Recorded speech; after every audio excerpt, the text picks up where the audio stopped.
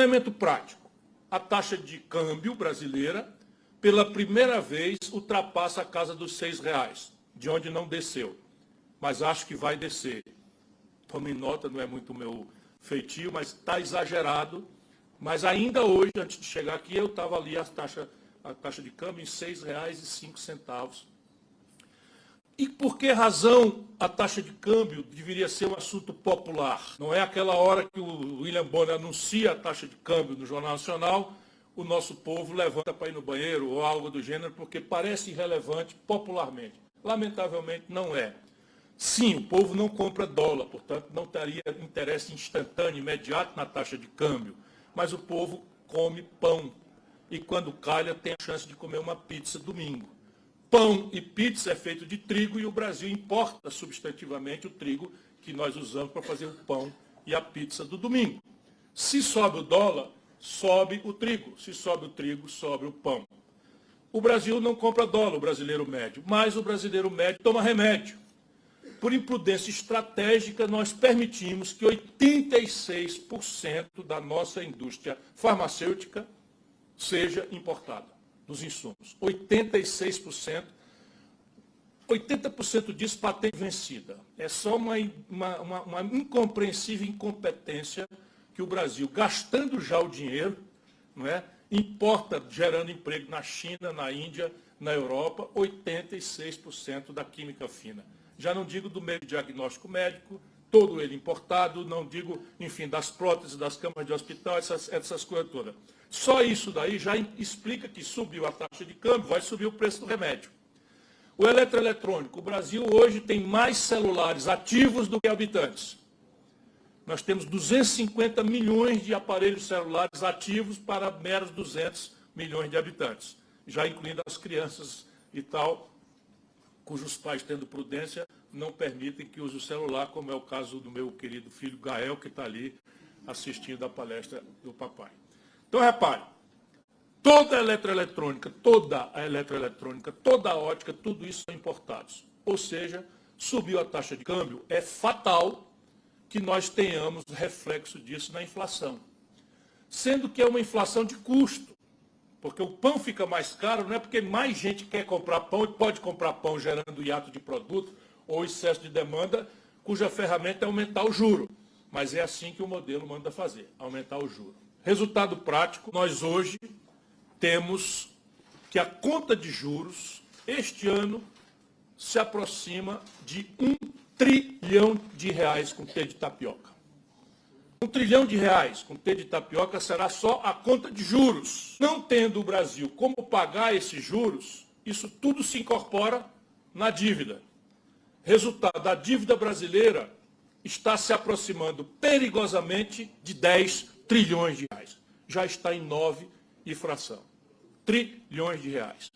Quando uma dívida cresce demais e o credor parece que tem algum risco incremental de insolvência, isso é trivial. Todo brasileiro das periferias que se submete à cultura dos agiotas sabe disso. O que acontece com o perfil de uma dívida quando a dívida cresce demais e parece que o credor não dará conta de pagar os fluxos dessa dívida? Ela encurta os prazos e encarece o custo. E é exatamente isso que está acontecendo com a dívida brasileira nesse momento. Porque tanto a literatura internacional quanto as melhores práticas do mundo referem a sanidade de um país com a dívida como proporção do PIB. Ora, o PIB é o conjunto de riquezas que uma nação produz. Ninguém paga dívida com PIB. Você paga dívida com o fluxo do Tesouro Nacional, com dinheiro que entra de tributos. Por que a humanidade e a literatura tratam PIB, ou dívida versus PIB? Porque, por definição, isso nós precisamos incorporar de novo na nossa rotina, por definição, no mundo, menos aqui, a dívida pública tem uma característica absolutamente única, longo prazo.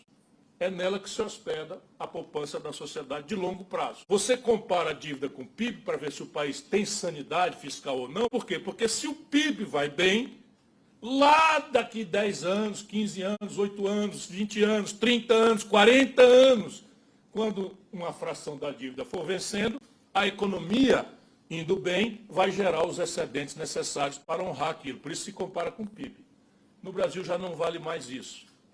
Quase metade dos 9,3 trilhões de reais da dívida brasileira estão vencendo por dia. Isto vocês não vão ler nos jornais, a não ser no Otimista, né, que vai publicar aqui a minha declaração. Então, 9,3 trilhões de reais vence a metade praticamente. São 4 trilhões de reais que vencem hoje. É que o Brasil é um país profundamente fraturado. O que é que explica esse crescimento econômico? É o que eu chamo de nacional-consumismo, para fazer uma paródia daquilo que conduziu a estratégia de desenvolvimento brasileira ao longo dos anos 30, 40, 50, 60, 70, até morrer nos anos 80, que era o nacional-desenvolvimentismo.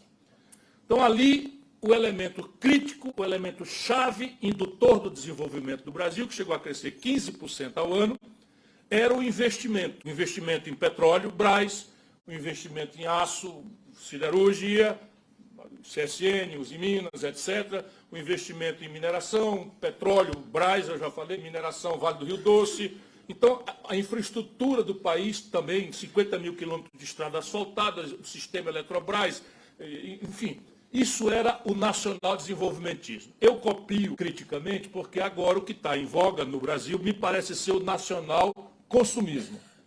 O Lula tem uma intuição muito poderosa, mas dramaticamente curto-prazista, de que há uma fração do crescimento de uma nação que se impulsiona menos pelo investimento e mais pelo consumo das famílias. É simples de entender.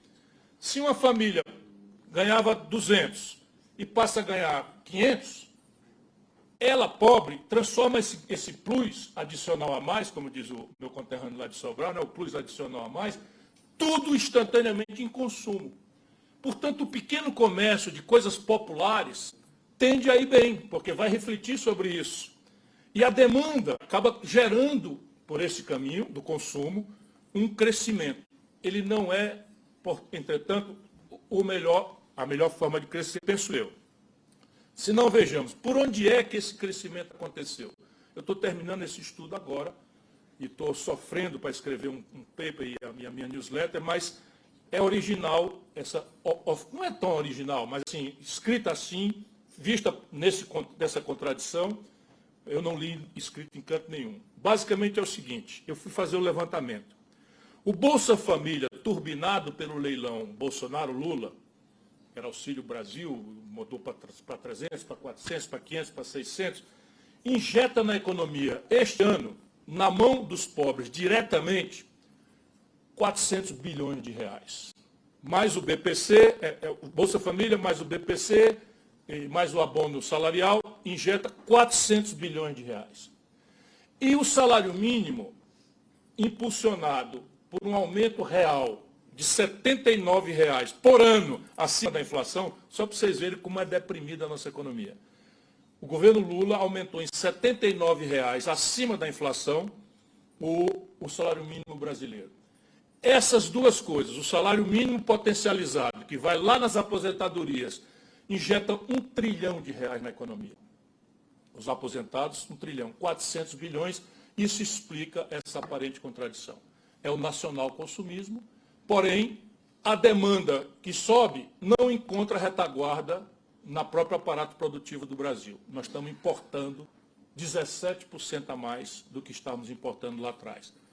Isto não é sustentável e o governo está contratando uma recessão para o ano que vem.